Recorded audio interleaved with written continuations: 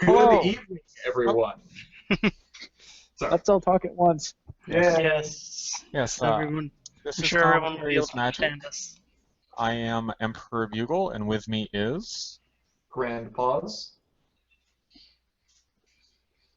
Really? Okay, fine. The ever angry Aracat. Big Cheese. Go on. Come on. Sure, on. and a fifth person. There we go. And a fifth person. Okay. Fifth person. I'll just number So we myself for all of these. Yeah. And how about them regionals? They I don't know. How are about they are a thing. So, has everyone been having a good experience with them so far? I hope. Well, mine are completely done, so Oh, it's not just so far for me. Did you have a good experience with them? Yes, I had while I didn't make top 2, I had the goals of making top 4 and doing it with a rogue deck that no one had ever seen before in an incredibly competitive environment, as I'm sure Critical Thought in chat will tell you. Yes. Yes, indeed. Well, congratulations on making top 4. In fact, I believe that all of us here were able to make top 4 with our decks. So hopefully we can, over the course of this stream, provide some insight into what we've seen at regionals so far, what we might expect to see in the future, talk a little bit about the decks, about the metas, and then get some questions or feedback from the chat as well. Yeah, we actually already have some questions from the Reddit thread. I did see that. Thank you to anyone who submitted those questions in advance. It is very helpful, and we appreciate it. We don't read any of them. JK. We read all of them. Some of us read All all of 3 them. Some of us read all of them, others read none of them. Oh, good news before we start.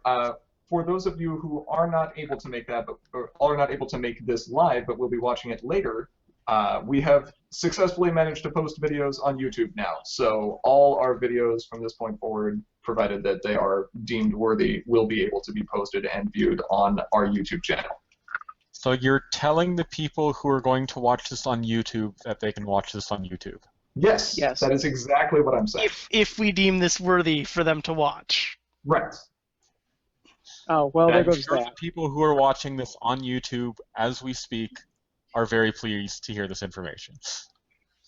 I'm sure they will be. Okay. Yeah, please no more video of my room. Oh, no. Every time I talk, it does that. Okay. So let's dive right in, huh? How's that sound? How about that vinyl? I hear vinyl is good. I hear Really? Vinyl's okay. I hear Vinyl's not the only one that's good. I hear she's good, though. Yes. For those who are unaware, I have been documenting the top 8 mains. Everyone who has made a main, every main who has made it in the top 8 that has made it to the Reddit, I have put in one post, which I will link in chat here. You'll probably get the link before these words. And there's some definite data here. We're seeing a clear 5 mains that are above the rest, and I'd say 4 above the 5th, but that's definitely different than last year where we had 2. It is. In Fair. fact, it's double. The mains have been doubled. As The names As doubled. Best Princess Someone would else say. got there first. Sam. I got it. And speaking of Best Princess, look who's right up there at the top of top 8. Vinyl? It's Best Princess. No, Yeah, I Princess don't know. Vinyl. I mean, Rainbow Dash Flyer Extraordinaire. I'm going to go ahead and say I believe you are mistaken on that. She is at the He's top of the actually at the list. top of both of my lists. And which lists are those? The top 8 and the top 2. They're not sorted by. No, they're They're not. sorted by order, yes. By color and then by set. All right. Yes. Obviously, you meant Best? Princess Okay. Luna, Dream Warrior, with Yes. 15 top 8, which is one above Vinyl, who has 14. Next up is Princess Twilight Sparkle at 9. Applejack Ambassador of Honesty at 8.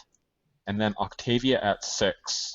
And then everyone else is below 5 at the moment.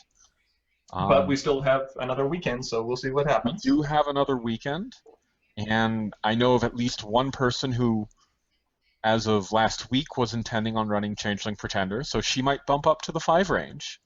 We'll have to see. So let's have a look at these mains and talk briefly about what we've seen and what we might be able to, or what you might be able to expect from these in the future, huh? Absolutely. Okay. So let's just start at the top, and we can work our way down from there. So Princess Luna, I think it's safe to say everyone saw this coming. Aggro is Probably. back, baby. In my prediction thread, I did say that I thought Luna would be the most popular top 8 main, and I thought Twilight would be the most popular top 2 main, and I'm technically correct. Yeah, you go ahead and take that tie for now. We'll see what happens when the weekend's done. Yeah, for now. Maybe we'll just spike your numbers and all run Fluttershy friend to animals. Yeah, just to ruin the data. No, I'm going to run the smooth main. Oh, there you go. So you were talking about Kevin.deck. Now we don't even need to do that. Yes. Okay. So Yeah, Luna, so I mean, Luna. yes, aggro's back. You're absolutely right. It's back. It's in force. We're seeing incredibly fast plays from this deck. What did people see? I've seen primarily 2 different forms of Luna: Night Glider, Mono Blue Luna, and RTO Blue White Luna. Some RTO builds also have Night Glider. Most that I've seen do not have Night Glider because it just does not have the reliability of getting that face off that's so important. Yep, that's about what we've seen here as well. More dominant on the mono blue side on the West Coast, or at least in Central California. Haven't seen a lot of splash white, but we do know it's out there. Yeah. Yeah, I personally favor the white build myself, but to each their own. Yeah, I think the white build is a little more stable, and the blue build is a little faster. Yes. I ended The up blue not build is playing first it year, for against it sure. at all, though. I'm sorry? I ended up not playing against blue at all yet, though. Did you really manage to avoid blue through the entire regionals? Yeah. Yeah. Yeah, he didn't go up against either of us. Wow. Well, there's next weekend, right? Yeah. So what has driven Luna here to the top? I mean, we joke about this. We say a lot of people saw it coming, but really, it's the ability, in my opinion, anyway, to trigger double problem face-offs for 3 less effective power than you would otherwise need. I think it's because her name is Princess Luna. That's Yeah, part but of it. when was the last time we actually saw a Princess Luna main? And don't say the orange one. I mean one placed well. Technically, I've we made have top seen 8 some with Orange good... Luna. Yeah, well, To no, be- with... He I said said don't say- say orange Luna. Well, so have I. Purple Okay, Luna. technically the last time we saw a Luna main was during One Pace development because Yeah. it was the best purple main at that point. Yes. Until we figured out Galagrita was better, and we just And then we kicked her kicked to it the out curb. final because Yes. final. Right. Yeah, the But no. hasty Yes. tricks that you can pull with Luna. The fact that she is an incredibly powerful main helps. People prefer mains that are powerful to the mains that aren't. But I think there are a lot of people who flock to her because her name is Princess Luna. There's also the fact that aggro is the most popular archetype. So now that we have a really good main that just screams aggro, I think a lot of people are going to default to her, despite the fact that she is an ultra rare. Yeah, she does play to the aggro play style of being a very visceral main. You use her power very directly and often. So she feels like something that you can include in a deck and build something around. So for her versus, for example, Octavia, I think that her ability to not rely on cards in hand, it's just movement. You need like at least one, or all you need is one really to get her effect, is what's really pushing her over some of the other aggro mains. That's a good point. Yeah. And since we are seeing cards like Night Glider and Prince Rutherford that are having higher than 2 rec, you're kind of wanting to be running a main color that's going to synergize with that. And obviously, Luna is the best choice we have in blue right now. Right, and like you said, the fact that that we have those really good cards in blue also have helped her. I think that if we didn't have Rutherford and if we didn't have Night Glider, Luna wouldn't be doing nearly as well. Sure, I'd agree with that. Rutherford is definitely a major contributor to Blue's strength right now. Yes. I'm convinced Rutherford is the single strongest blue card in the game, and that is including Luna. Jerkface, even? Yes. Yeah. Yeah. Rutherford is very mean. Just he by himself. Is he 2 or 4 rec? He's 4 rec. Okay. Yes. Anyway, we have 4 more mains to get to, so let's move on to everyone's favorite recurring nightmare, Vinyl. Yay! The party never stops. Right round. She is a party starter. Vinyl's back. So Vinyl never left. Vinyl never left. We saw very, very little Vinyl in Store Champs deck lists. We saw some here or there, but only in presence. For regionals, she came back in force. We've seen Vinyl aggro, we've seen Vinyl control, and yes, presence. So what happened? What changed to make people go back to Vinyl? I think things just stabilized. People got used to the cards. They figured out what you could use, and that she was still useful. I think that's why we didn't see her in stores. It's because people were just trying new things, and then everything settled. I think you're right. I think it was that, and I think it was because a lot of the people who were using Vinyl for control shifted to Princess Twilight, and when Bulk got banned, people were finding their Princess Twilight decks weren't working quite as well as their Vinyl decks, and they might have gone back to Vinyl. That's probably good. That's probably a good point. That's certainly part of it. And I know there were a few players that were trying to use some of the one-turn kill potential of Discord and Fancy Pants and had swapped over to Lyra to enable that a little bit easier, although some still preferred Vinyl over it. Mm-hmm. And with that being eroded, of course, that led to a shift as well. I think Tyler's right. I think it was really just a stabilization. Have we seen any Lyra? No, we have not. No Lyra yet. Yeah, I think someone was planning on building something after our regionals, but they didn't get it together in time for the regionals. Makes sense. What is it that makes Vinyl so good for some of our newer players who haven't had the terror of dealing with this card at Continentals for the last 2 years? Let's talk about card advantage briefly and why it's good. So in card games, when you play cards, you want more cards, and Vinyl gives you more cards, and yeah. For free. Cards. And flipping her is cards. And yeah. The thing about Vinyl is she's incredibly easy to flip, and once she does, she's just useful for the remainder of the game, regardless of where she is. Some mains are not like that. Yeah, even other powerful mains are only useful in their situation. Right. And what makes those mains powerful is that you can build a deck that makes the most use of that situation. But having more cards is always useful. Is always good. That's the card game is a situation where having more cards is good. Right. Well, I think that's enough about vinyl. Let's Yeah, for move now, on I to purple vinyl, also known as Princess Twilight Sparkle. Hey! All hail your new god. Yep. Sometimes. Yes. Behold, Okay. behold. I don't know the rest of the words. That's really all you need. Look upon her in despair. Twilight. I mean, I ran her. I love her.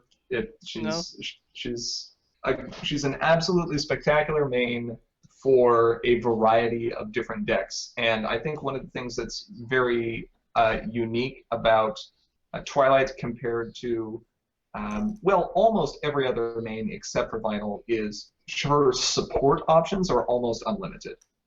Yes. Running her either as a monocolor or with a secondary color, you can make almost anything work with Twilight. Yes. Yeah, because again, action tokens always useful. The And best action part about tokens action are tokens is you usually convert them to more draw. useful than cards because they can turn into cards most of the time. Exactly. There are times where they can't. And to be fair, her meticulous, the fact that she has meticulous serves almost the same purpose as Vinyl's extra card draw, because you get to take a look at a card and then decide whether or not that's useful. Right. And so you are Yes. almost getting a second draw. Yes. A every Princess turn with Twilight at a Ancient Research lets you actually filter cards away without sacrificing that AT gain. And then you're getting the best of both worlds. Exactly. Right. And unlike Vinyl, she has a whole limit of 5. Right. Also And- true. And this is one of Yeah, the she things that's does. often you don't really think about it, but it's important because there are It is. certain types of decks with Twilight where you're going to want a large number of mains or a large number of friends at home. I want every deck to have a Yeah. large number of mains. Chaos everywhere. I mean, think about some of the control decks that revolve around photo finish. Yes. I mean, you often don't want to risk those out there at problems, so home is the right place to keep them. Yeah, But then, home is still the safest location to be. It just Also, Octavia Harsh Judge and her ilk. Paper Twilights, lots of things that you don't want to risk at Right. problems. And having that extra point of home limit over other mains gives you the option to keep more things there. Yeah. So, despite all of these very fancy features, she has 5 fewer top 8 positions than Vinyl. Even if she has tied at 4 in top 2, she's still been played a lot less in top 8. Yeah. Why is I'm this? I'm honestly going to blame that on the ban of Bulk. Almost, I have to agree with you. I think it is the ban of bulk. And I don't necessarily think that was a bad decision. I actually think it was a good decision. It took me a while to get to that point, but I do agree with it. Mm-hmm. And I think you mentioned this earlier, when you ban a card that has not one but 2 colors, and it's actually a third color that ends up suffering, that card was probably not in a good place. Yeah. Bulk was a bad thing. Bulk was bad. Was very bad. In playtesting, several of us said, we think this card might be broken, but we can't figure out how. And Nation slapped obviously 2 went cards through. down on the table. So those of us who were playtesting do apologize for that. And it took people not very much time to find, the reason it was broken was because we weren't looking in the right color. Yeah, we just didn't have it see quite enough live play. Mm-hmm. Mm-hmm. Well, yeah, While we I mean, were it's like, testing. who's gonna pay 5 AT for a card? And it's like, well, purple is, in this case, but Right. If it's going to have that kind of impact, I will absolutely pay 5 AT. Yeah, so Critical Yeah, Thought okay. here says that the bulk ban is what made Princess Twilight lose to Pile of Presents, which is why he personally switched to Pile of Presents. And I agree, and we'll go into that here in a bit. Yeah. But we have another next main that we want to talk about. One more, maybe 2. I would like to get to Octavia if we can, but we'll see. But yes, it's a mod 2.0. What's her name again? Best background pony. The background right, pony? it's Yeah, Applejack. How do people forget Yeah. that? ambassador of... Wait, which one is she again? Right. Okay. Magic. Ambassador of Magic. Didn't they ban that? Anyway, Ambassador yes. of Magic? So Applejack. Let's talk So about Applejack. Applejack. She of the many power counters. She of the very large, yes. So Applejack got a big butt.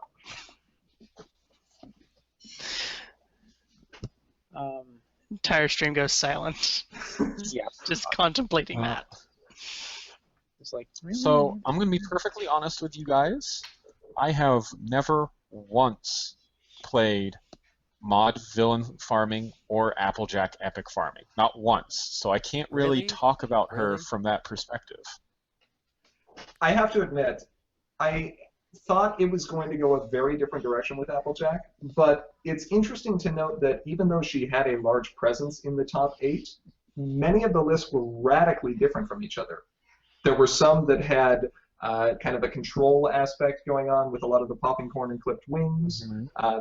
There were some that were just straight up epic farming and nothing else, that almost to the exclusion of running 0 friends, almost.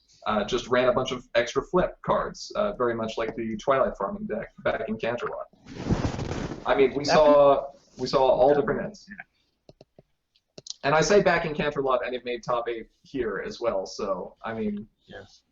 And then, of course, there was the orange-white build as well. yeah. hmm Mhm. And yeah, so now epic farming has been a very popular strategy since mod. So basically since the first Gen Con. And yet we're only seeing 8 decks in top 8 with Applejack. Why? I think they're scared of purple, in all honesty. Yeah, I mean, That's fair. and pink. Purple. Like, Purple Lantern, yeah. There are also a couple of troublemakers specifically that are kind of bad for that strategy. And with other decks running their own villain sets that can be hard to get through. Mm-hmm. There are also a couple of purple decks that can easily turn your own setup for villain farming around on you. And there's always the risk that if you're not running enough villains, you can just get swarmed out by blue. I do think I think there is a triple threat here in the form of purple's forced movement, pink, and Snips and Snails possibly getting rid of the rock slide before you have that guaranteed 4 power, which can really hurt orange decks. And then Epic Win just goes, oh, so there's a troublemaker, go away. Yep. well, And once, I- And it's gone. You've only made me stronger. Yes. once you've set up on AJ, though, you're flip and kill before they even get a chance to. Right, but Epic usually Epic decks have a troublemaker at the other problem, correct? Yeah. But once that troublemaker is gone, then you DFO, Applejack is gone, and then it can set Applejack back a lot. Yeah. Mhm. I agree. Well, we've got a little bit of time here. Let's briefly talk about Octavia. Octavia? Mm-hmm. Yes. So she barely squeaked in at above 5 with a mere 6. This doesn't surprise me. I feel she is the weakest of the top tier mains right now.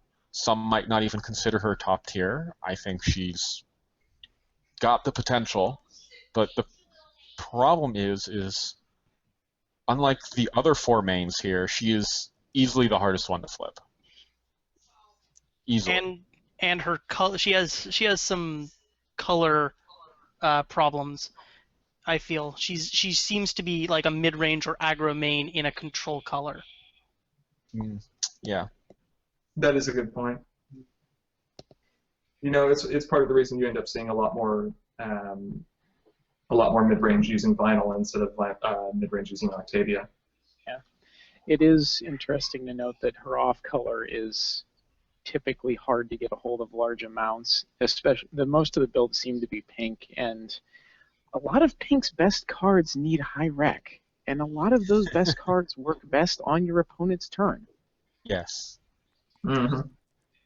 Though the reason pink-white is so popular is because all of the good pink-white cards are one reg, including the one that no longer exists. I'm putting Party up there still. Party is still a good card. Almost all of the pink-white cards are playable. The only one that I don't think is playable is Featherweight. Yeah, he's easily the weakest of the pink-white cards. But the rest of them are all range from playable to wreck deck. Yes. That's why I think people tend to favor pink for Octavia. Now, some people like Octavia blue because the whole Spitfire thing is just, oh hey, I DFO'd for 380. That's fair.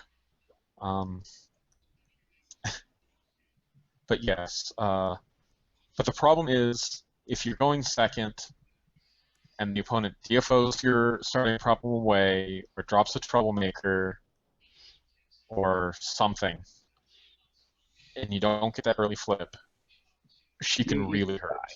You know, That's it. You're done. Not necessarily. The opponent might flip into an easy problem.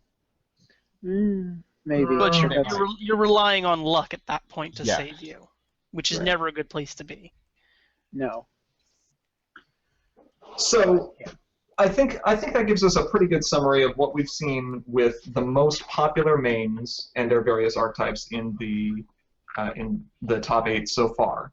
Yes. But there's one deck I think we've all seen or played, or built, or hated, or lost to, that definitely deserves. And shut up. And lost to. Ballroom Blitz. Yes, Ballroom Blitz. My God, we saw Ballroom Blitz. We saw Ballroom Blitz. No. So of course, we are talking about Pile of Presence combo. Yes, Pile of Presence combo. It refuses to die. Heck yeah. I mean, presents for days. So presents for years. Presents true. for every pony. We are actually at that point where it is presents for years. That is a good point. So I mean, what happened? Year and a quarter. When the Crystal game come out? I don't know. A long time ago. Between the two Gen Cons. So we're at least entering year 2. It's for years now. Yeah, well, not until year 2 finishes. Well, we'll be close there. So, Pile was dominant when it came out, and then it sort of fell out of favor a bit. I don't know if that was due to it necessarily being worse, but I think it's actually just there were other choices at the time, and now Pile is back, and we have some ideas why. Cheese, do you want to talk about that a bit? Yeah, Pile. I've been running Pile for a while. I qualified at Gen Con with it, and then a few other times with it. I really like the deck, but so it did fall out of favor for a while, and I think that the main reason was bulk biceps. He just really hurt it, and it was really cheap, or really easy, basically, to get rid of it, and you can use it anytime. There are a lot of cards. Common. Yes, very common. There are now a lot of cards that can deal with it. Darkness mentioned one, Bewitching Beavers. I mean, the most common one that I've seen is Rutherford, but it's not consistent enough. They have basically one chance to get it, and then you're leaving them with 4 cards a turn to get it, and it's just not enough. I also did a different build. We used to have it was a mono pink build, which was all about control. But we switched to another version that Matt actually had worked on, which was this blue version that makes everything really cheap, and you're just focusing on that. So you get rid of the control, but one of the problems with the control elements was that with Luna and Octavia, if you're up against aggro, they are never going to have friends at a problem. Just never. So you don't actually get to use a lot of the control that you have in that deck. Now, like you were talking about, Bulk was actually an interesting card in that it was probably the hardest counter that existed to Pile, and yet it was also potentially a tool to be used by Pile. Since he only had one requirement, he could serve as a relatively easy method if you were playing pink-white, or in theory could play pink-white, of removing some of the biggest threats like Deep Darkness. Yeah. And so seeing Bulk go, I think, was kind of twofold. It brought Pile back to where people realized, oh, this is something that we can play again. The biggest threat to it is gone. And at the same time, one of the color combinations that people were looking at kind of got pushed off to the side, and it became apparent that if you were running Pile, pink-white was probably no longer the way to do it. Yeah. I'll I think real quick- another reason Pile came back was because, as I believe Feathers mentioned on the Reddit, that enough people were playing Pink and Pile and so on that a lot of people were just running Deep Darkness. But then people stopped running Vinyl, so people were like, oh, I don't need my Deep Darknesses anymore, so they took them out. And then everyone went, you know what? No one's running Deep Darkness. I'm going to go back to the main that is the most consistent, and that is Vinyl. I mean, it's cyclical. We see these things it's not just the My Little Pony CCG. It's every CCG out there. As one deck falls out of favor, another deck will rise, and then they will eventually go through this rotation until something new comes in. So resource removal is back. Invest high in resource removal.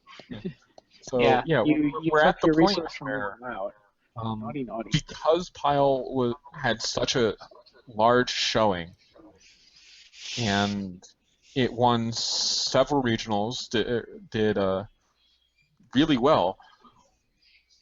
Maybe this week it won't do as well. Maybe this next week everyone will go, wait, everyone's playing Vinyl. Let me Slip the Deep Darknesses back in. shove these Deep Darknesses back in. I mean, it's probably not even shove. It's probably like, here are these two cards that I put in place of Deep Darkness. I'll just take them back out, put the Deep Darknesses back in. Oh no, you should be running 3 Deep Darknesses. You want that in that opening hand. Fair. Yeah, that's true. Yeah, you want That is your god hand of Deep Darkness in your own pile. Last What? year's Gen Con was, oh my gosh, like every single deck had that. Yeah. Boy, I'm trying to remember where I may have seen that before, and it's just slipping my mind just a little. Well, so Pile. So it's here. Obviously, we understand there's a cycle going on, but it had one of its hard counters taken out, and now it's back in a dominant position. Do we expect it to stay? Whether it stays or not, I think, depends on how aware people are of its presence. The reason it is so strong is because... Sure. The reason it's so strong is because if you are not prepared for it, it will beat you. It doesn't care about your troublemakers. It doesn't care about your DFOs. Cares All about it wants nothing. to do is muck up your hand every turn until it has 15 points. Yeah, I mean, it's not. Except, see, that's the thing. The mucking up of your hand is a side effect of it winning. Yes. So it's worse than just an effect that mucks up your hand and stops you from being able to deal with it. Because when it's doing that, it's already beating you. Yeah, if Pile did not have this shuffle hand into deck factor with additionally you can't draw any more cards, then it would not be nearly as strong. Right. Mm-hmm. The disruption that you get off of that shuffle hand in the deck is it is hard to deal with. It really is. Now, sometimes you get incredibly lucky, like I did at regionals last year. I was playing Stopping Corn, and my opponent used a Vinyl, and I wound up with 2 Fashion Weeks in hand, and the amount of points I could get that turn equaled 15 exactly. But that's an anomaly. Right. I mean, we talked about this. The wide majority of the decks that we're seeing right now are not just dropping all of their cards unless they're playing Bluna. And even if you are playing Bluna, it's not necessarily in a great position. You're probably planning your turns out a turn or two in advance based on what you're holding in hand. Yeah, and I'm when not going to. I'm not going he's to on a trigger a win. DFO. Right. I'm not going to trigger a DFO this turn because I've got a hasty friend in my hand. I'll save that for next turn. Oops, my hasty friend is gone. My whole plan is now shot. Right. So pile So, is at the very least something that people, I think we can say, should be aware of. yes, if you are aware, being aware of it will increase your chances of beating it. At my Yeah. regionals, I was thinking to myself, I have a deck that I will beat all of the decks that I know are going to be there, and I don't think any of the Colorado Springs people are going to be playing Pile. I don't think this deck will beat Pile, but that's the only meta deck that I think it loses to. And then two And then- people brought Pile. Hold. Right, exactly. So I underestimated people's willingness to play Pile. Had I known people were going to play Pile, I would have played something completely different. Would it have won? I don't know. Right. Well, let's actually talk about that. We all had some difficult decisions to make. What with local championships having been over since early January, and you know, who knew what we were going to see. So we all had to try to make decisions based on what we expected our metas to be. And maybe we can take an opportunity and kind of just go around the table and each briefly talk about the decks we played and the decisions we made and the general strategy. Okay, sure. Do we want to start with Cheese since he's already started? Yeah, let's have Cheese lead off here.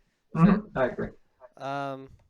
So going in, I went down to Fresno actually to join Matt and his group, and really it was just that I felt that I knew Pile the best, and that I hadn't really seen a deck come up that I felt I would be able to perfect my playstyle with. Because I am actually pretty bad at control, and we had some control decks, but like Pile is it's just easy for me to run.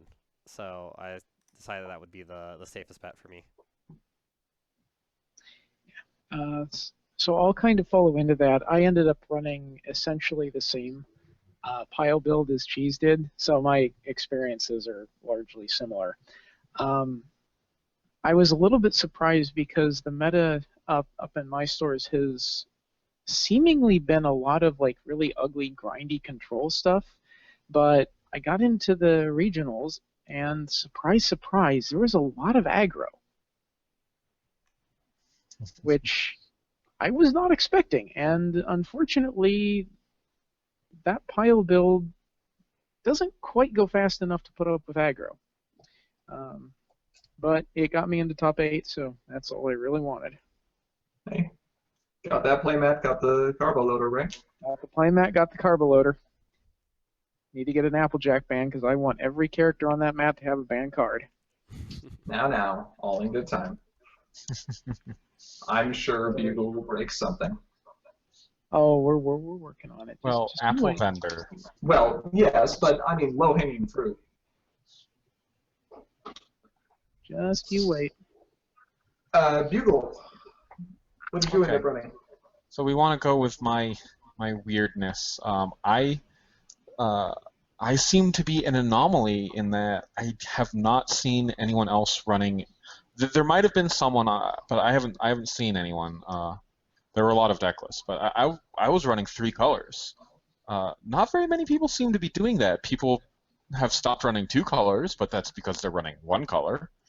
But no, I thought the correct answer was to increase. I had a very strange control deck.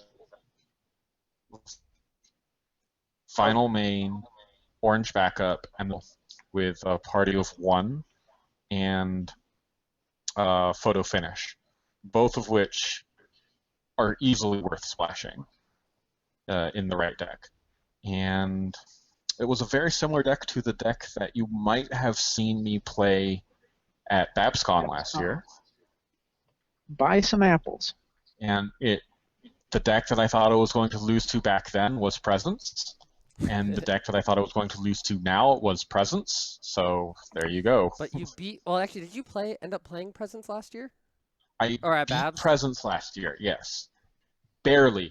I saw 2 Nightmare Moons and Yellow Pair of Sprites all the way down, and yeah, Uh, no, I didn't see the Nightmare Moons. I only saw the yellow Parasprites. Every time I saw a Nightmare Moon was the turn that they popped a vinyl.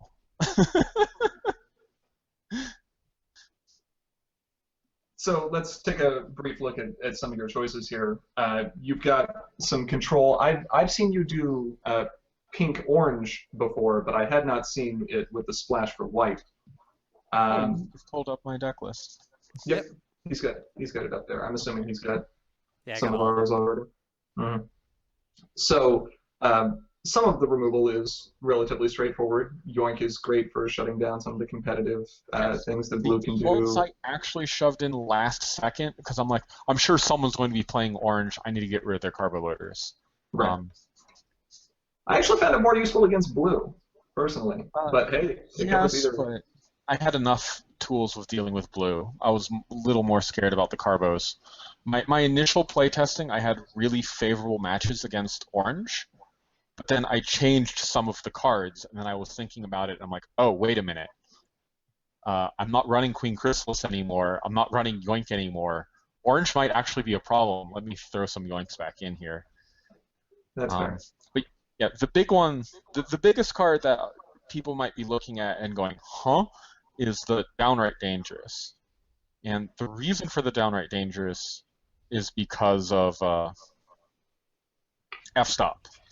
F-Stop is, in my opinion, the most powerful one power friend in the game right now, and I had no other way of dealing with him except my mass removal. I mean, you could bail out him. Yeah, but that only stops him for 2 turns. I mean, that's enough to get a party bomb down, right? It's enough to get a party bomb out, but sometimes you can't rely on that. And it's nice to be able to have the just, no, you no longer have an F-stop.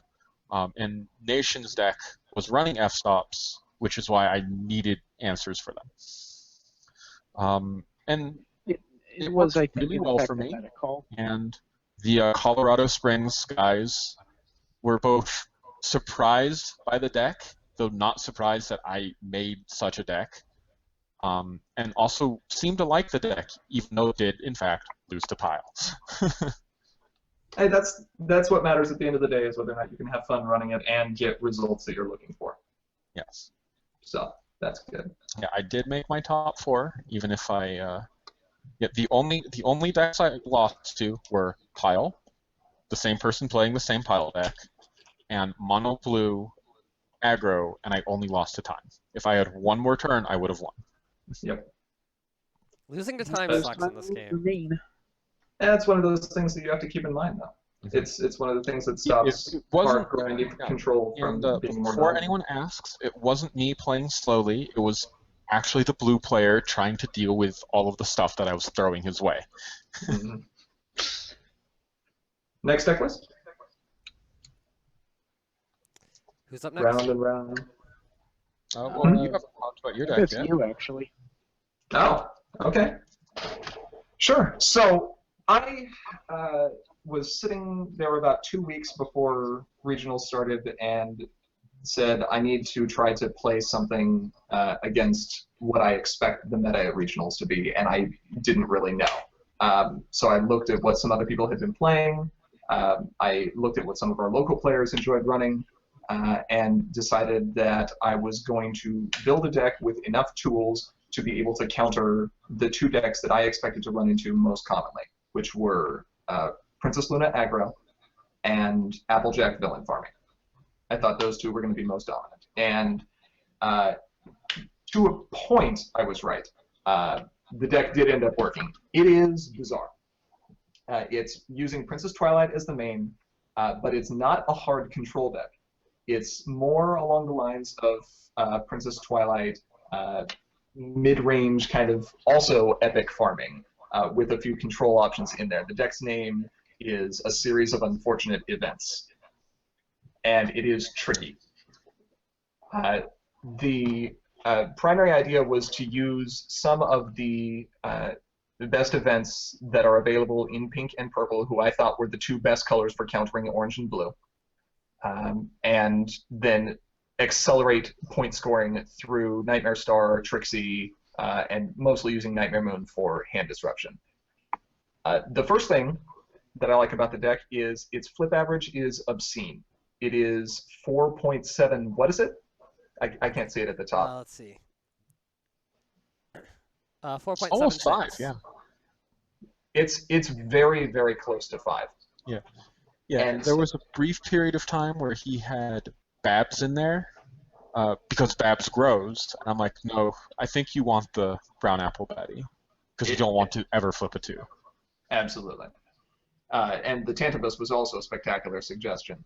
A few people ate their words along the lines of, I'll challenge the troublemaker, what's the worst that can happen? Oh, crap.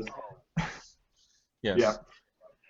I think people underestimate the power of Tantabus. I am glad it has made a top 8 showing, and I'm glad that you use it as well as I expected it to be used. Yeah. Tantabus is, honestly, I think I know I just recently didn't even. I don't even think I put it on my list, my Cloud Chasers list, but I think I can't remember whether it was on Cloud Chasers list or not. But I think that were I to rank the list now, I would put Tantabus at the number 1 slot. It's very good. It is more powerful than she looks. So some of the cool tricks this deck can pull off, I actually really built the deck to do one thing in particular, and it's hilarious when it happens, and that is to have Princess Twilight at a problem pretty much by herself, and have a Trixie troublemaker, and challenge Trixie with Princess Twilight, and having used your meticulous and top deck manipulation, put a, yep, you see it already, flip a Discord, put Discord directly into play at Trixie's problem, where Discord immediately loses his ability of having -3 power, allowing you to retain the 7 power effective flip, but get your friend into play for free.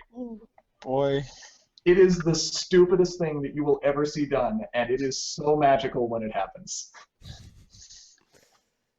I don't know. I've seen some stupid tricks with Berry Dreams, but we'll see. This is the ultimate. This is the ultimate feel good for you and ultimate feel bad for your opponent. A couple cards in here just to briefly talk about. Yoink obviously is in here as well for the same reason. Carbolitter is something good to shut down. I did drop it to 2. Right. I've got Napcakes for Night Glider. Interesting to note, there is a priority window after both problems have been confronted before a face-off starts where Night Glider has not received her competitive boost yet. We looked that up specifically to be sure that could work. Yes. Pinky the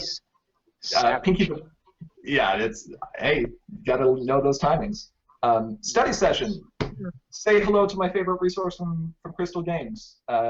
Blue is back in aggro, so only 2 that are so study session comes back.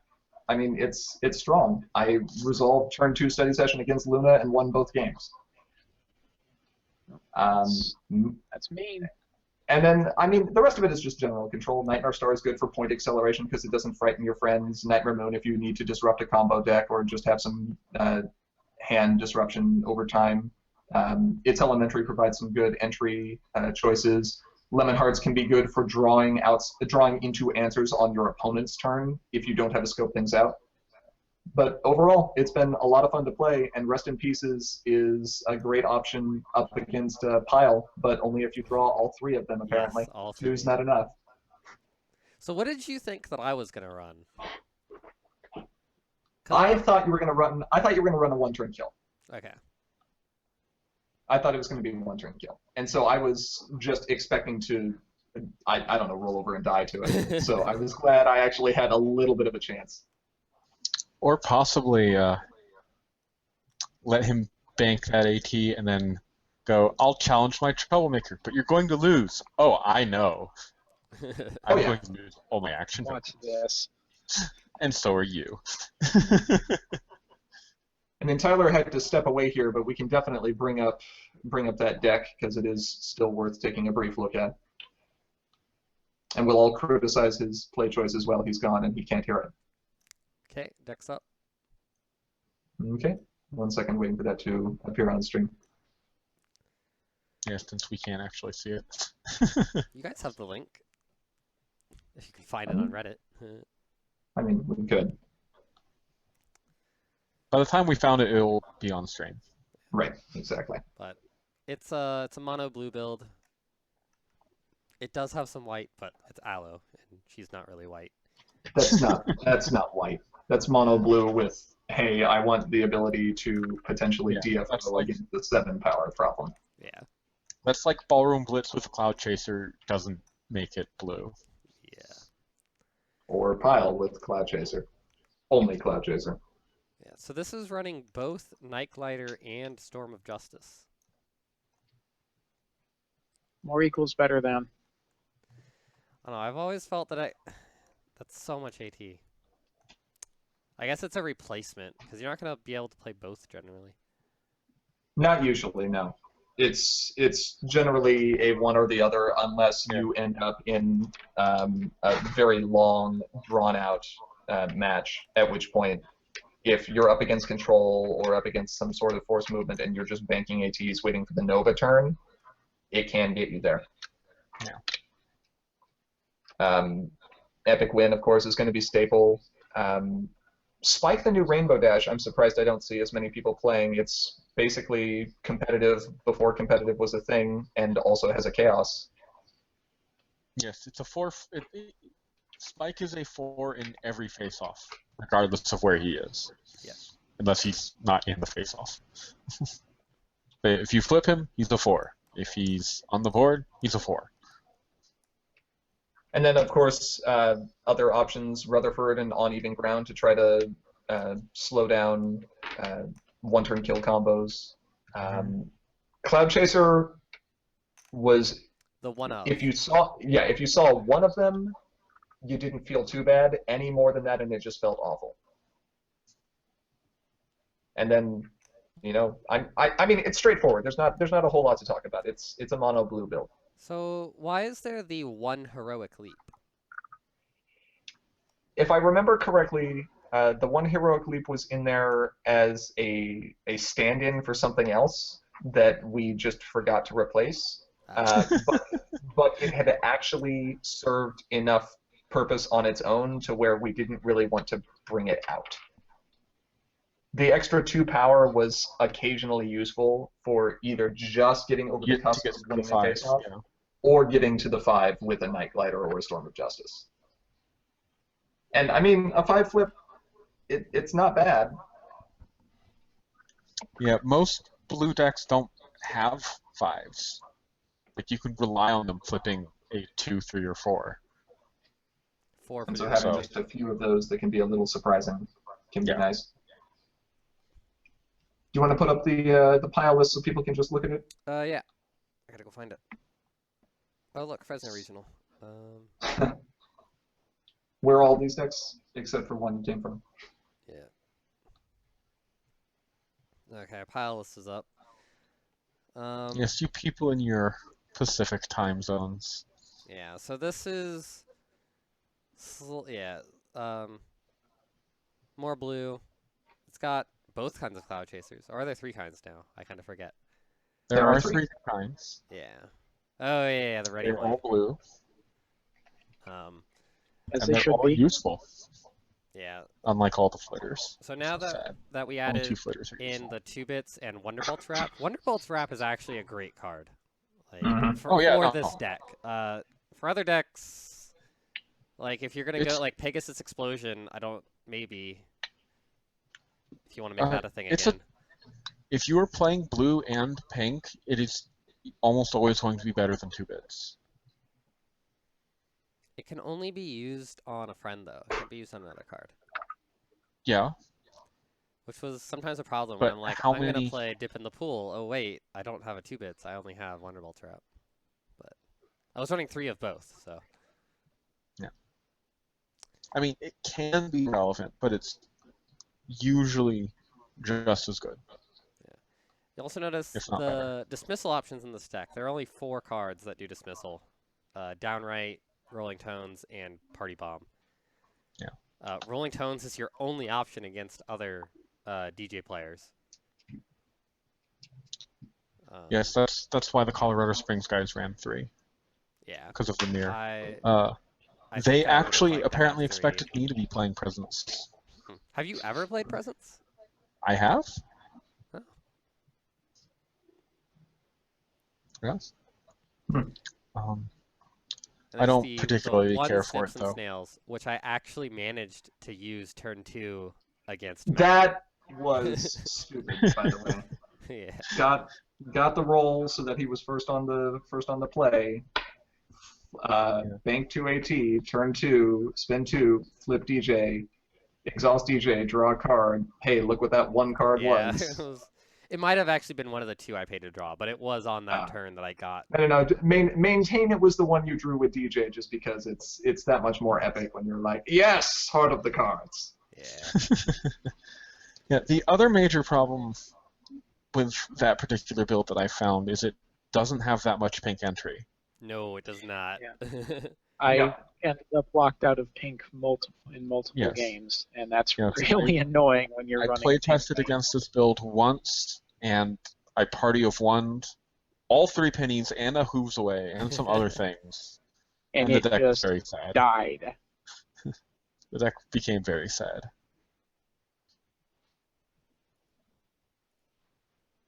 But yeah. Anyway, Well, let's see. From there, we've got our deck list pretty much covered, so let's move on to some tips and tricks for some players, huh?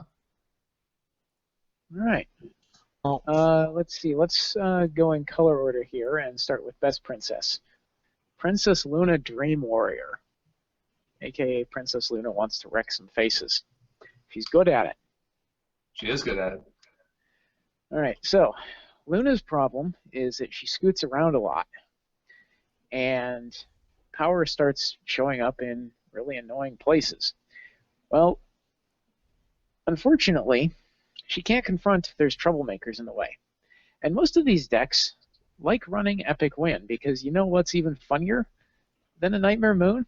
Punching Nightmare Moon in the face and getting 3 points. Mm-hmm. You know what's not funny? Having to waste an Epic Win on an Aramosby, because that's just sad. Yes, enjoy those 0 points. Enjoy those 0 points. Luna, of course, loves playing Friends, so things that mess with Friends getting played are, of course, great. Steady Session, nice card. Be a real shame if all of those, cheap friends you're playing didn't give you any power. I mean, they still move Luna, which that is something, but It is substantially less. it's substantially less.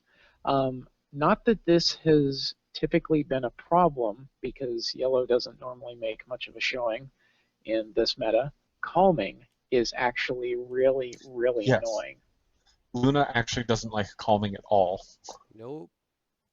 Nope, she Like- dislikes it very much. Unless, use your draw to one of your 3 Call in the Dream Cavalries or a Rainbow Dash Winged Wonder, and that's pretty much it, right? You're yeah. I've in a couple of playtesting games, calming has really been annoying. The traditional orange counters to people confronting stuff, popping corn, bailouts, etc. Popping corn in particular, because almost everything in a Balloona build is going to be below 3 power. Mm-hmm. And Stuff they At least at Spitfire. the time you're going to be using it. Spitfire or Chrysalis, yeah.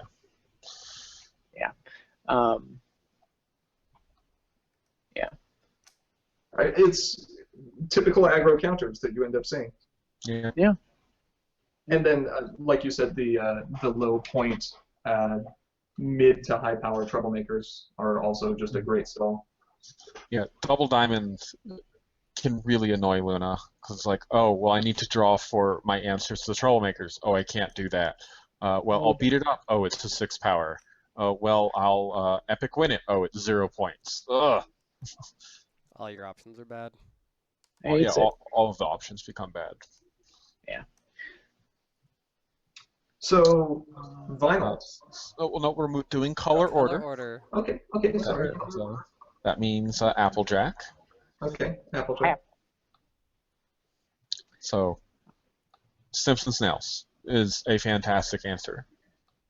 Sure, in the same way that Maud hated seeing Rockslide go away back during Continentals last year, AJ doesn't like seeing it go away anymore. AJ hates it worse Yeah, worse. because AJ won't intrinsically hit that fourth power. Yep. Maud will always get that fourth power. AJ needs to actually win a face-off. And if you get the rock slide out of the way, then suddenly, I have to actually win that face-off fairly? And she's not even, like, it's going to be much That's harder not to flip. fun. And Yeah. usually you're still at a disadvantage. 3 versus 5 with 1 flip, even with the high flip averages Orange normally has, isn't always going to work.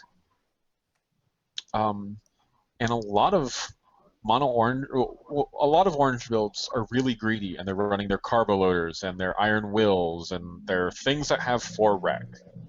And if you can't hit that 4th wreck, you're going to get wrecked. Yeah, it's true.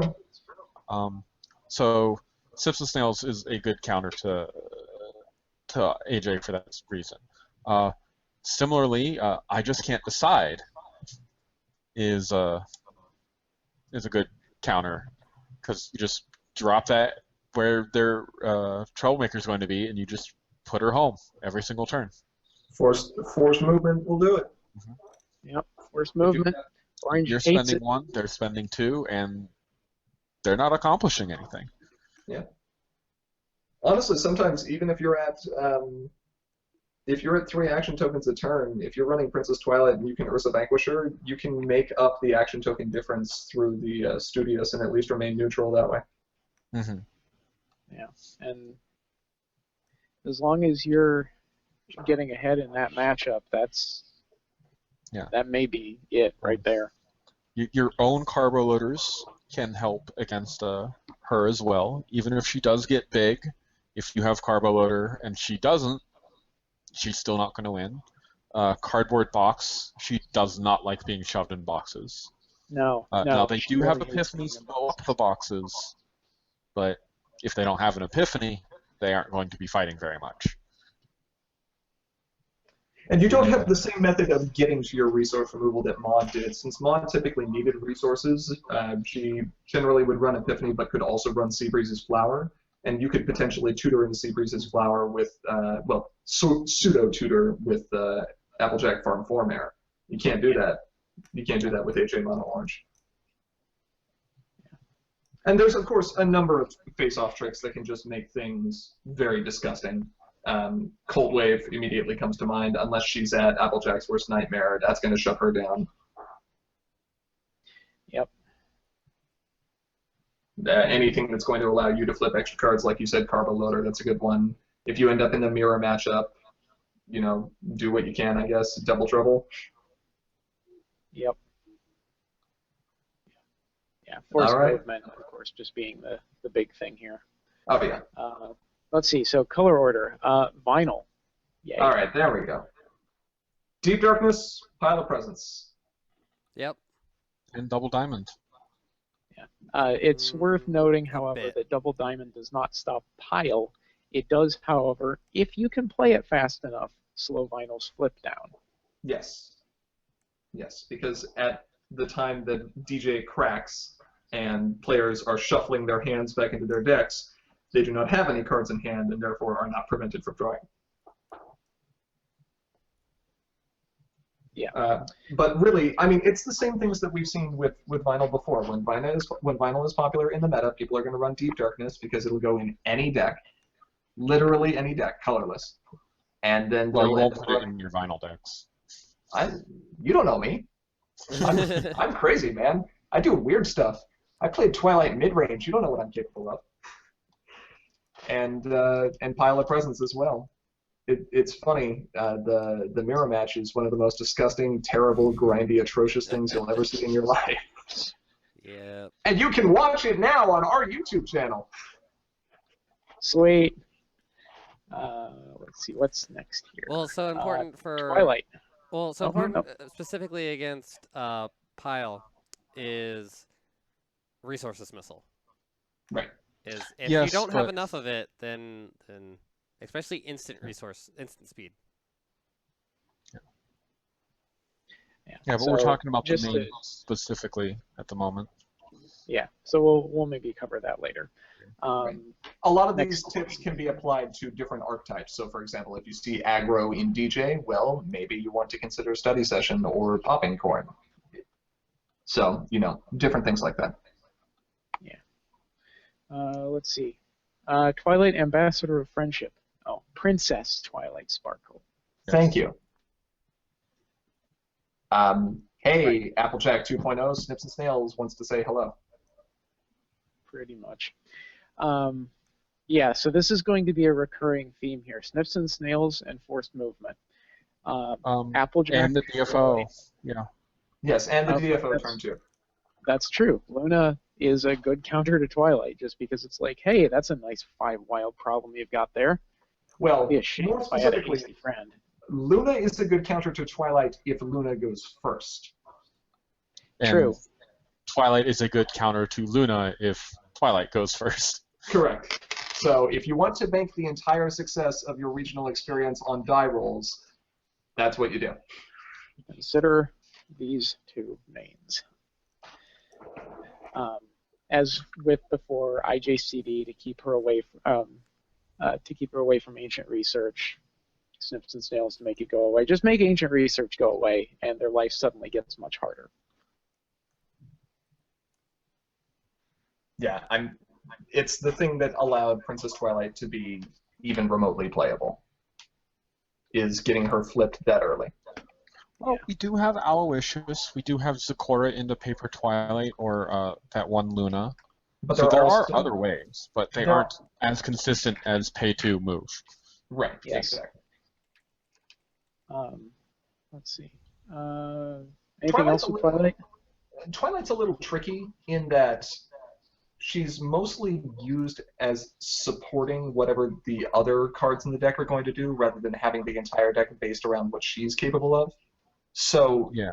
you really need to use good judgment on what you expect to see as a secondary color, if there will be a secondary color for Twilight decks in your local meta, and pick options that are going to work against some of those standout cards as well. Mm-hmm. Twilight is very versatile. She's very much kind of a toolbox. A good leader knows how to delegate. Yes. Well, and then we'll move on to the last main of Octavia. The big thing for her that isn't true for the other four is troublemakers. If you go first and you play a troublemaker at her problem, she's going to have a sad time. Yep. And then Snips and Snails and the DFO plan and the force movement and all of that can work as well. The force movement less so. But then also just Octavia is going to be relying on a lot of small friends. So things that get rid of small friends, like party bombs or plunder seeds, are also going to hurt her. And then again, she also likes banking AT because all of her power comes from her hand.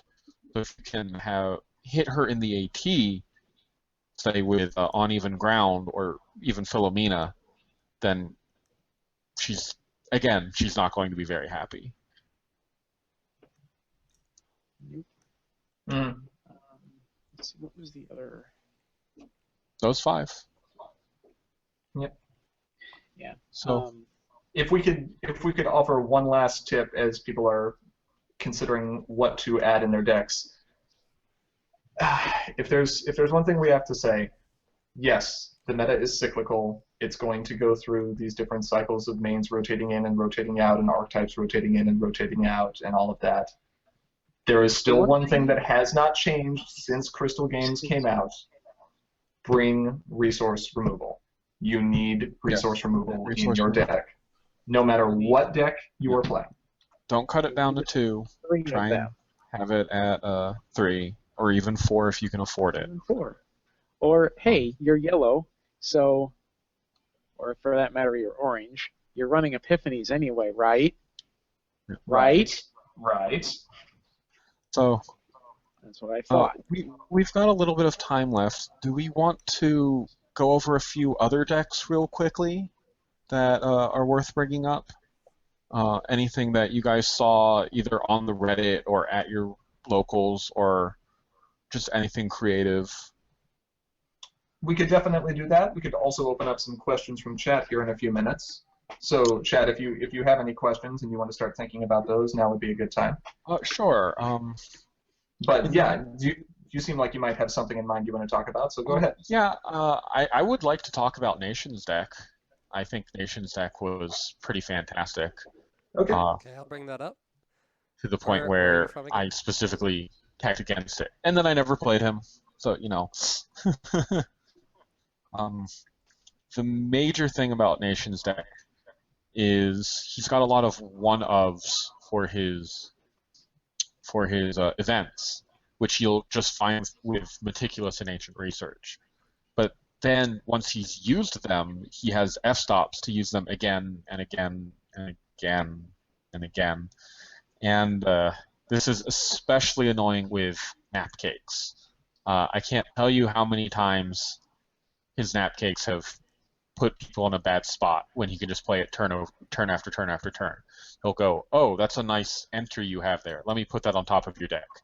And then you go, okay, I'll pay 1 to draw it, and then I'll play it, and then I won't do anything because that was all my action tokens for the turn. It's a sad place to be. He also has not very many troublemakers, you might notice, only 8. But despite only having 8, that's all he needs. That is an unusually low number of troublemakers in a deck that's running troublemakers. You usually see 9 as a minimum. You usually see 9, but he wanted as many toolboxy cards as he could, or things as he could get in there, and it runs incredibly consistently. The biggest problem he's encountered is not always being able to flip Twilight, which he has solved by running the 3 Kevins and the 2 Zakoras. And banishing a Zakora to play a Paper Twilight to home is an incredibly strong turn 1 play. Yeah. Oh yeah. Then you can follow that up with a Troublemaker. Yeah, I kind of actually agree. I mean, I understand the flip average is a little bit low, and you do have to actually play the card, but I'd like to see maybe a gyro or 2 fitting in here somewhere, just to tutor up whatever you need. Originally he had gyros, and he took them out. He felt he didn't need them because of the Meticulous. I guess that depends on... That being said, he did not see any of his resource dismissal against Pile, and maybe a gyro would have helped there. Yeah. I'll have to see. Yeah. I will say that Nation is probably one of the better pilots in this game, and if anyone can make something that's a little suboptimal and is missing a key card like that work, it's going to be him. Yeah, I still don't know how to play his original Gen Con deck. Like, oh god, I tried it. I know suck with it, that is the weirdest deck. It's so hard to drive. Yeah, he is an incredible pilot. Did we want to look at any decks that weren't one of the big 5? Did anything strike out to anyone? Yeah, Ara, you had one you wanted to look at? Yeah, so this is Okay, it's up. This is just a little I don't really know how to say this, but this is one of our local players. He ran the same purple yellow deck for a very long time until sometime in, I think it was High Magic. Ripped his deck up and switched to this little monstrosity. This is a Changeling Pretender yellow pink or yellow white deck. This is block legal, and this thing can punch hard enough to take tier 1 Harmony decks out. It doesn't always do that, but this thing is annoying to play against. Was this the person who won Everfree last year? No, it is not. This was Sokol. Oh, Sokol. Yes. So this deck just amuses me. It's really good for what it is. And it's got some synergy, and you look at this and you go, yellow sucks, and no, I'm sorry, this hurts. There are some suboptimal card choices here, but his card pool given his card pool, this is still really strong. I'm surprised he's not running. Well, I guess he's not really going tokens, so I guess the Kratos or whatever it is strategy wouldn't really be appropriate here. It's kind of more on the control side. Yeah, this is definitely a control deck. The one thing that this deck doesn't deal with real well is if you can deliberately not flip your main. Mm-hmm. You will notice that he does not have great white entry, and if you can lock him out of that by virtue of not allowing him to flip Pretender, it gives him a much harder time. Now, is he running? I can't actually see the problem list from here. Is he running under lock and tree? Yes, 2 of. Yes. Okay, so he does have the option then with backup vocals as well. Yes. He's had a couple of what I thought were hilarious matches against a Rarity Ambassador of Generosity where he force flipped his Pretender while Rarity was still on her start side. That went bad for his opponent. That's not great. That's not great. That's a lot of points. It's a lot of points. Did we see any, or do you guys remember any really new archetype decks from any of the regionals? How about that What do you Applejack deck that's kind of big bombs? Oh yeah. Which one is that? Let's see if we can go find that. Well, are we talking big bombs or are we talking the event farming? It's the one that had all of the double flip cards, yes. Yeah, that one. Okay, Yeah, that would be I big have that. bombs. Yeah, for those that aren't aware of history, Big Bombs was a Premier era deck where you ran Premier Twilight and all of the flip another card if you control Twilight in the face-off events, and then the flip average of the deck was north of 4, so you would generally win that face-off against one of your own villains. Yes, with one starting power. Yeah. Originally, I believe it was a counter to the aggro deck of the day known as Rainbow Dash Wins. Rainbow Dash Wins. RDW. Yeah. Yep. This was actually before my day. I got in right about a year after it launched. Not a year, because you came in before Gen Con, and it hadn't been out a year at that point. Yeah. Let's see here. Really? Oh, Yes. I guess you're right. Dude, I don't even remember now. I don't know. It was. I think CN pre-release was my first event. Yeah. This one?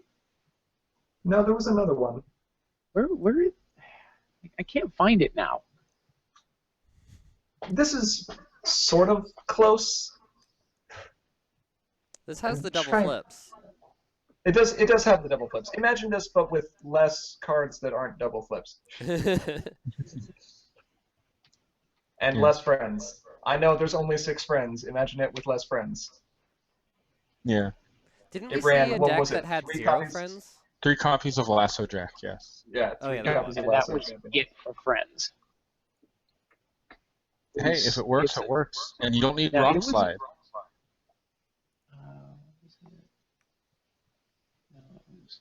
No, you don't need Rock Slide. I have to admit, the build may have some problems, but it was really kind of funny just looking at that and going, I kind of want to build that. Just because Right? it's fun to play. It was Twilight Time. That's the one we were thinking of as well. Well, Yeah. someone at my regionals and Critical Thought suggested I bring it up. I think we can just talk about it briefly. There was someone ran Twilight Sparkle, faithful student, yes, a premier main, epic farming at our regionals, got top 8. And it's very similar to this orange deck, only it's purple. Yep, I mean, Friends Forever, Team Effort, Straighten Up, Fly Right, and Double Trouble. flip some cards. With a 4.82 flip average. Yes. Oh man, someone's outshining me. Yep, lowest flip is a 3. Yep, that was the same. He's just got a higher top end. Wow. Well, we've talked a bit about what we've seen as far as the meta in our areas and things that we feel could be good advice for you, but I'd actually be curious if the chat has any cool stories from their regionals or questions or tips they'd like to ask from us. There was one question I saw, which was Bubbly Mare plus Fluttertown, whether we thought that was viable. If you get it, it sometimes works. Applejack doesn't particularly care too much. Twilight doesn't particularly care too much. Because they've got cards of all of those types, and they're like, okay, I was probably only going to play one of all of those anyway. Pile hates it. Pile does hate it. Pretty much every combo deck hates it. Right. Yeah. And Octavia is not very happy with it either. Luna is sometimes only going to play one friend anyway, so they don't particularly care. And with Hasty, they can just go, okay, I'll play this on your turn, and then I'll play my friend, another friend on my turn. So it can interfere with some of the decks if you can get it. The problem is you can't consistently get it, and by the time you have gotten it, you've invested a lot of action tokens. Right. Probably at least 6. So I'd agree with you there. Yeah. Cool trick, probably not something you should be building for in this meta. Yeah. When it works, it's fantastic. It just doesn't work consistently enough for me to think that it's a viable strategy. Then we do have some questions from the Reddit, 3 specifically, all from the same person. The first question was, top 8 main count was a very interesting result. What are your thoughts on DJ Pawn 3 still being a dominant pink main? And will there be a suitable, viable replacement once we start block? I.e., will Lyra become the new DJ, or are we stuck with Queen Chrysalis being the best main that pink has? So that's kind of 2 questions. We'll start with the first part. What are our thoughts on Vinyl being a dominant pink main? I think we covered that. Yep, I think we went pretty into depth with that. Yeah. Vinyl continues to wreck face. And will continue to wreck face as long as she is allowed. Yeah, so the second half of that question is block. Lyra or Queen Chrysalis, basically. Or do we think pink will even be good in block? Well, what does pink I have don't know, in it's got some block? tools. It does, but I think a lot of its tools are actually multicolor. Right. And so I'm not sure that pink has enough that's in block right now for it to be dominant as a main color, because a lot of the cards that are very high in requirement that would be played if you were playing a pink main are more useful in a harmony setting, like Dip in the Pool. Dip in the Pool or PFF, yeah. Right. Yeah, those are not particularly interesting without some harmony cards. I think pink will become a secondary color in block, yes. Some people might run Queen Chrysalis, and pro tip,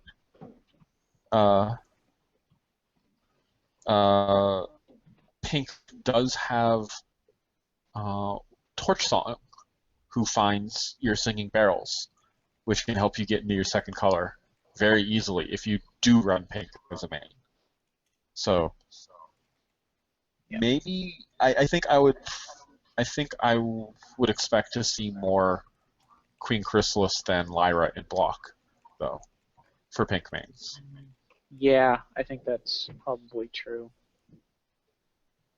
So second question, I think we've covered this fairly heavily. With the wide variety of decks that have been shown as a result of the first wave of regionals, can we truly say that there is a meta at this point? If so, what would it be? I would say we have a meta for mains, even if how those mains are utilized isn't necessarily going to be the same from region to region. I think you will consistently see the same 5 mains, and some other mains try and not do as well. Yep. There are some mains that are going to have only a singular deck strategy, like, for example, Princess Luna. You're never going to see Princess Luna control. I will eat my words if we ever see Princess Luna control. Bugle, do not build this deck just to spite me. You hear me cracking my knuckles, but I'm cracking them. Do not build this deck just to spite me. Don't do it. Cracking them. I mean, you do have several of very, very strong deck builders in stream with you right now. I know. No, wait, hold on. Is this reverse psychology? I'm just banking. No, of course not. Why would you think such a thing?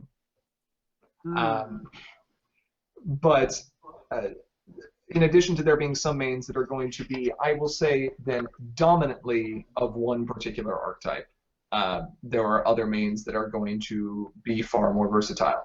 I have seen Twilight Sparkle aggro. It's a little weird, but I've seen it. Final aggro still a thing. PTS aggro? Yeah, I've seen PTS aggro. It's strange, but I've seen it. Applejack will pretty much always be punching epics. Luna will pretty much always be freezing the problems.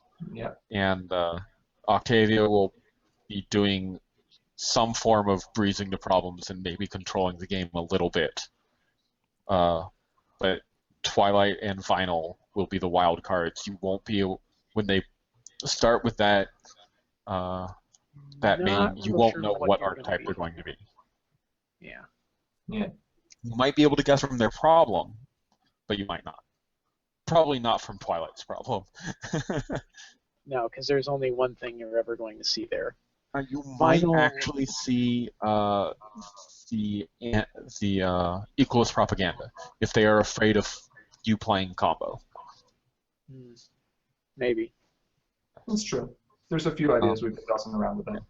So the last question from the Reddit, it appears that most of the regionals were sorely lacking in people, mostly under 15 people.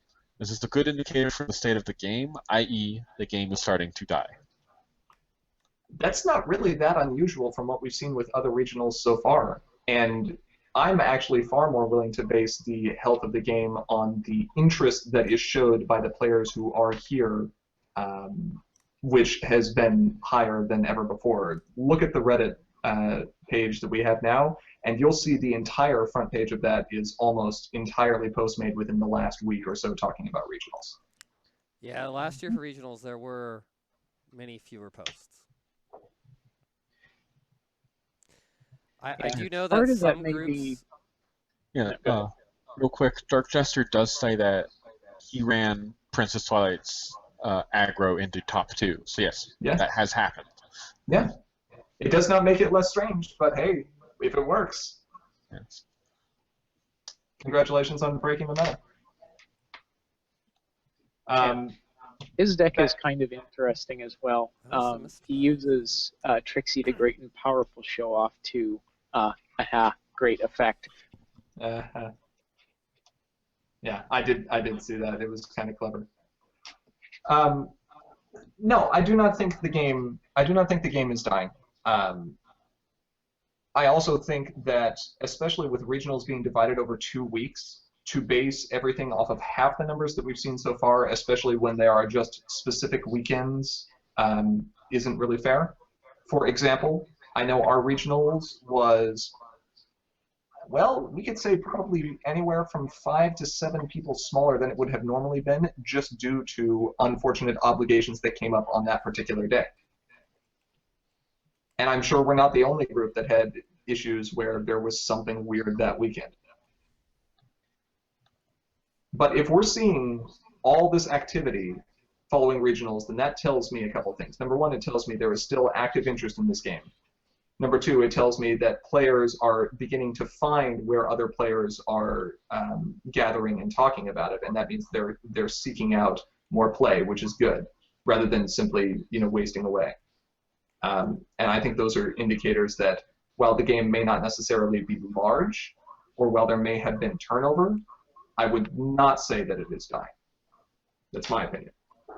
I think we're at the healthiest place we've been for a while. We might not be at our peak, but I'd say that was probably closer to the Camelot Knights era. But we have a lot of different decks. Now, people in chat are talking about this deck beats this deck, and then people are responding and going, yes, but this deck beats that deck, and then we've got this whole cyclical thing going here, and that's a better place to be in than the Ballroom Blitz era, which was play Ballroom Blitz or lose. Or, Yes, or you're one of the crazy people who can actually pilot a one-pace build, and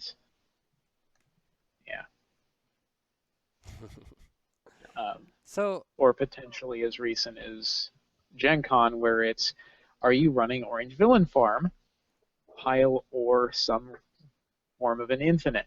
No? Okay, then. Yeah. Yes, also true.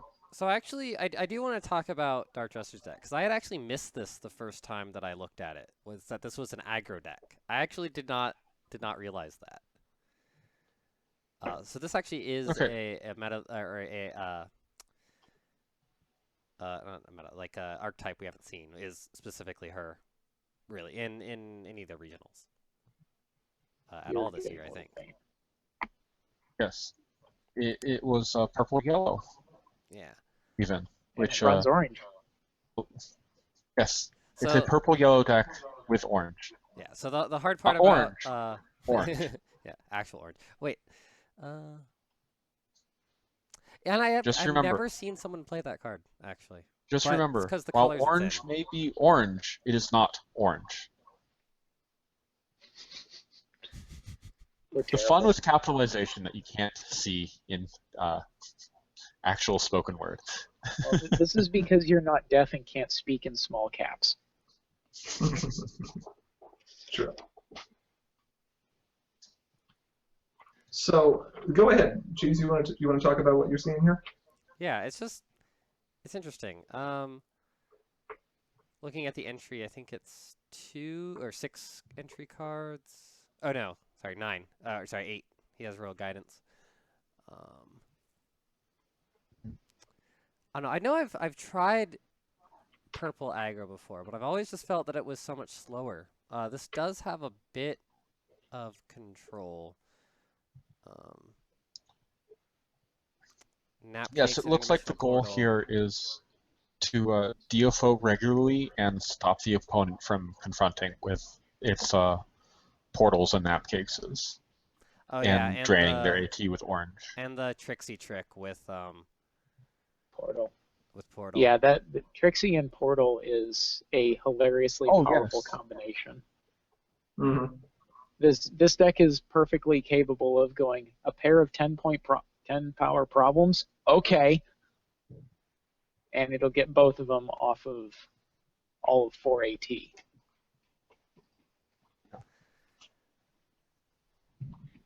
Although I don't really see... Shutting down presence with this would require Mare. It has some Mare, and it's not running Bewitched Beavers. Yeah. It is running SSR, though. So... Yeah, you have to get Mare, and then you have plenty of cards. Well, 9. Yeah, you have 9 cards you can play in that priority window. Yep. Yeah. So no, it's got defenses against it.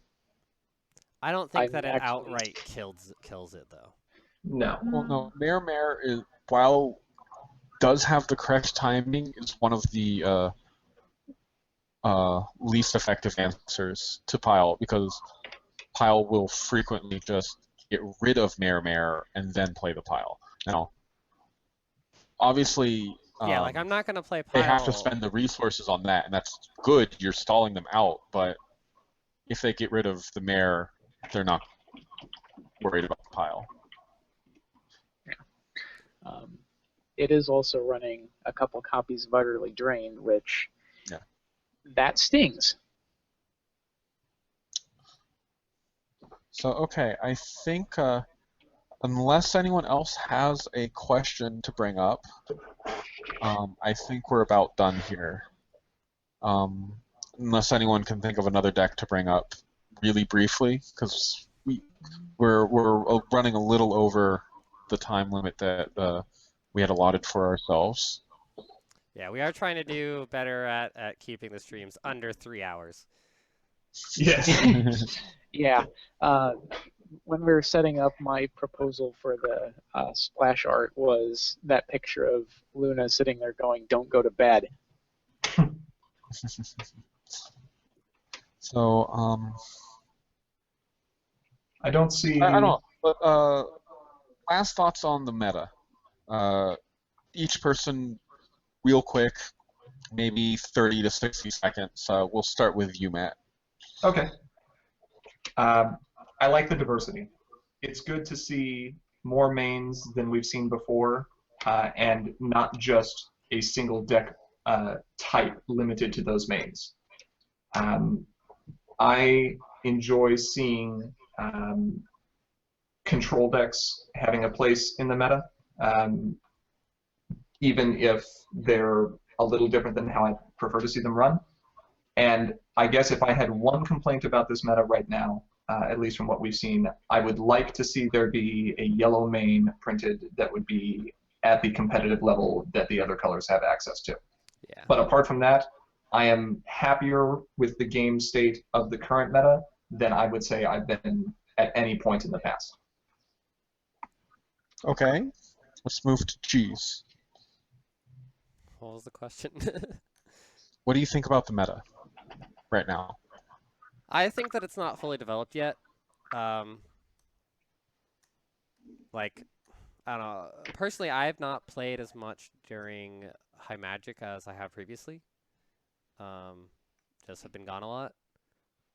And looking at regionals, we're still getting lots of new things coming through.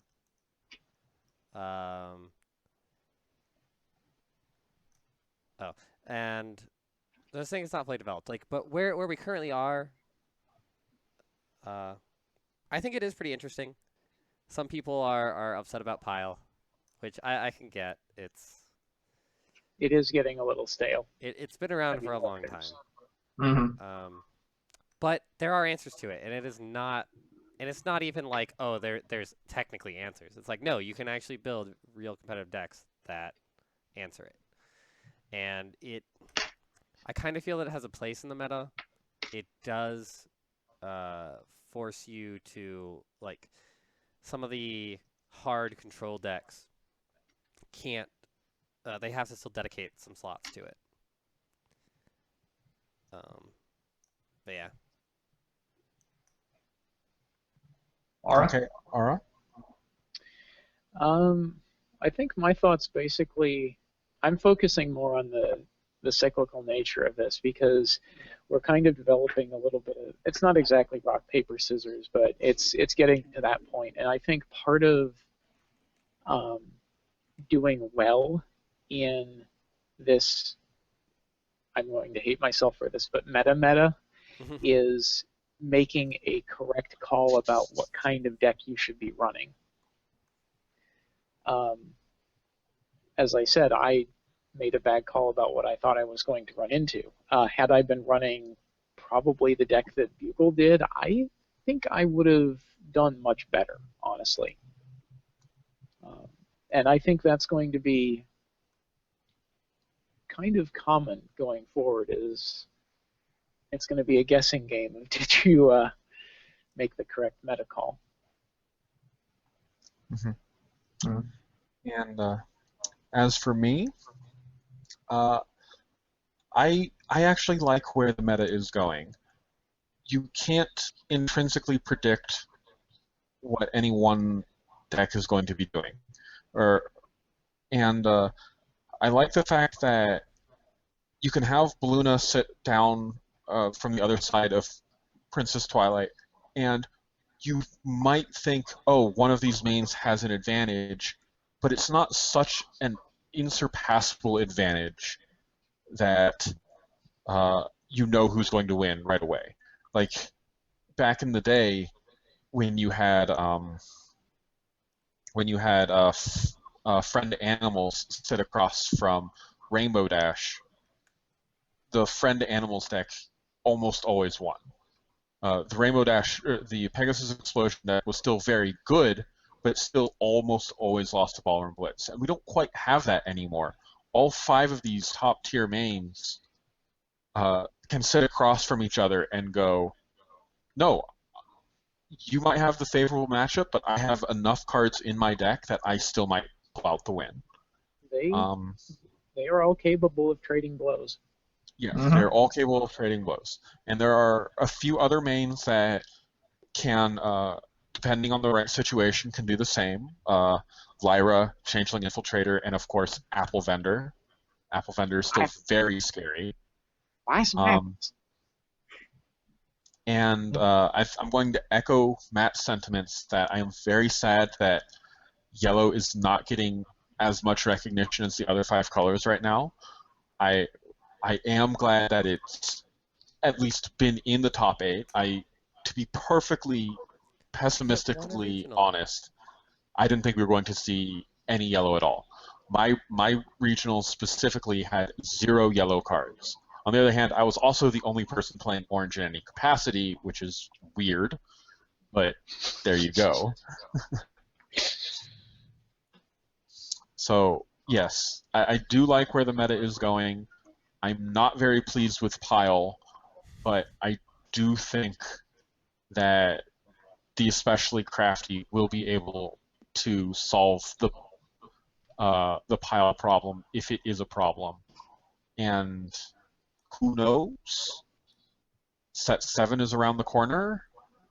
There might be an updated banned and revised list before Gen Con. There's a lot we can still see. Yep. And we've got a whole other weekend of regionals. Yep. And I'm sure we'll be back after that, too. Yeah, so which of us... So I believe everybody except for Bugle here has regionals this weekend. Mm-hmm. Yes. Yeah. And I believe we're going to try and stream your regionals, Cheese? Yes, we'll find out on Thursday if I can stream those, and if we do, we may have commentary. So. Yes. We have plans for it. We don't know if it's going to fall through or not. Wait. Commentary as Magic will have commentary again? Maybe. It's been like a year. What? Anyway, I think that's it for the day for us. Yep. I hope you enjoyed this. I hope you enjoyed going to bed at a reasonable hour, unless you're on the East Coast, I guess. It's still reasonable. It's not even midnight yet. What? 5 minutes till midnight. That's true. Anyway, so I think this is Commentary as Magic. We're signing off. This is Emperor Bugle. This is Grandpa's. Big Cheese. And some other people who aren't going to talk, I guess. What? I'm talking. Well, fine. I play to stay quiet the longest. I'm staying quiet. I'm the world champ, you know. There you go. Oh, nice with the squee too. Very nice. Well, thank you everyone for joining us. As always, if you have any suggestions, questions, comments, criticism, anything at all, please feel free to send that to us at commentaryismagicteam@gmail.com. I will add that to the chat here. And you can also check out our highlights from the Fresno Regionals, highlights being all the games, on our YouTube channel, which is now active. Just search for Commentary is Magic and you will see those games there. We'll get some banner art up here, hopefully in the next few weeks. Yes, and to all of you who are watching us from YouTube right now, congratulations, you're watching us on YouTube. Yay! All right. Okay. Thank you very much. Thank you guys. Hope this was a blast. We're hoping to do this a little more regularly in the future. And